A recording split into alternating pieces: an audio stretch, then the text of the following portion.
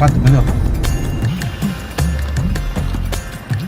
வெயிலில் பஸ் ஸ்டாப்பில் காத்திருந்த கர்ப்பிணி பெண் தங்கையாக காரில் லிப்ட் கொடுத்து வீடு வரை அழைத்து சென்று வாழ்த்திய மாவட்ட ஆட்சியருக்கு குவியும் பாராட்டுக்கள். படிக்கிறத விட்டுறாதீங்க. நீங்க B.Ed பண்ணணும், அரசுலையாச்சும் பண்ணிக்கணும். உங்க குழந்தைக்கு நாளைக்கு சொல்லிக் கொடுக்குறதுக்கு எங்க அம்மா ஒரு டீச்சர்னு சொல்றதுக்கு அந்த குழந்தை ஆசைப்படும்.